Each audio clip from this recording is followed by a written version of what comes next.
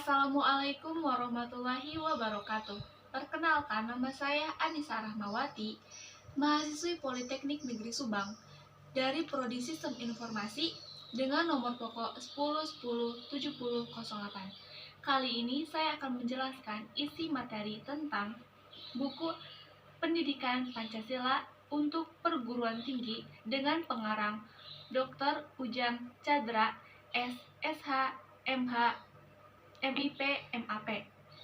Adapun resum dari buku Pendidikan Pancasila adalah sebagai berikut. Buku Pendidikan Pancasila untuk Pendidikan Tinggi terdapat 10 bab. Bab pertama tentang orientasi terhadap pendidikan Pancasila yang dibagi menjadi A. Landasan dan tujuan pendidikan Pancasila, B. Rumusan Pancasila, dan C. Tujuan mempelajari Pancasila. Bab kedua tentang memahami sejarah Pancasila sebagai lambang negara Indonesia yang dibagi menjadi A. Pancasila dalam sejarah bangsa Indonesia, B. Pancasila sebagai lambang negara Indonesia, dan C. Memahami Pancasila sebagai lambang negara Indonesia dari putusan Mahkamah Konstitusi nomor 4 PUU Romawi 10/2012. Bab 3 tentang memahami Pancasila sebagai sistem filsafat dibagi menjadi A. Pengertian filsafat, B. Pengertian Pancasila sebagai sistem filsafat, C. Konsep dasar filsafat Pancasila, dan D. Landasan filsafat Pancasila. Bab 4 memahami Pancasila sebagai sistem nilai, etika, dan norma dibagi menjadi A. Pengertian nilai, etika, dan norma, B. Pancasila sebagai nilai dasar fundamental bagi bangsa dan negara. Bab 5 memahami muatan sila-sila dalam Pancasila dibagi menjadi A. Hakikat nilai-nilai yang terkandung dalam Pancasila, B. Isi arti materi muatan sila-sila dalam Pancasila, C. Refleksi nilai-nilai keislaman dalam Pancasila.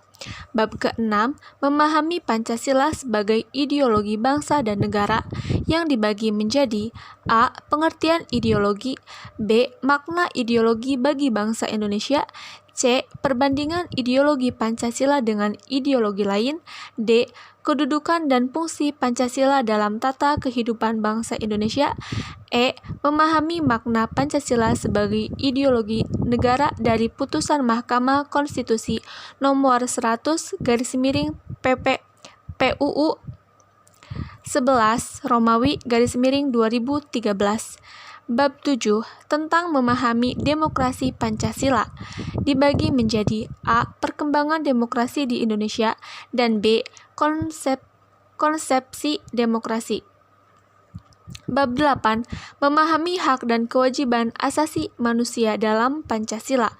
A. Sejarah perkembangan hak asasi manusia, B. Istilah dan pengertian hak asasi manusia, C. Macam-macam hak asasi manusia, dan D. Pemahaman hak dan kewajiban asasi manusia dalam Pancasila. Bab 9 memahami Pancasila dalam sistem ketatanegaraan Indonesia dibagi menjadi A. Isi arti Pancasila dalam pembukaan Undang-Undang Dasar 1945, B. Isi arti Pancasila dalam pasal-pasal Undang-Undang Dasar 1945, C.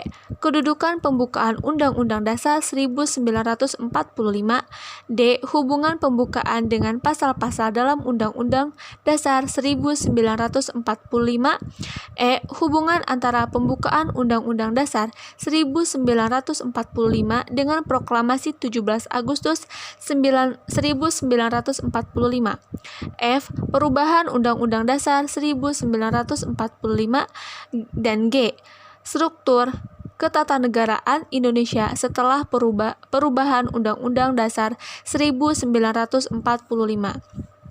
Dan bab yang terakhir yaitu bab ke-10 tentang refleksi Pancasila sebagai paradigma bereformasi dalam kehidupan bermasyarakat, berbangsa, dan bernegara yang dibagi menjadi A. Pengertian paradigma, B. Pancasila sebagai paradigma pembangunan, C. Pancasila sebagai paradigma reformasi. D. Pancasila dalam paradigma kehidupan kampus. Dan E. Eksistensi Pancasila sebagai paradigma pembangunan di era globalisasi. Jadi, kesimpulan dari buku Pendidikan Pancasila untuk Pendidikan Tinggi adalah Pancasila adalah dasar negara yang mempersatukan bangsa sekaligus bintang penuntun yang dinamis, yang mengarahkan bangsa dalam mencapai tujuannya. Dalam posisi seperti ini, Pancasila merupakan sumber jati diri, kepribadian, moralitas, dan haluan keselamatan bangsa.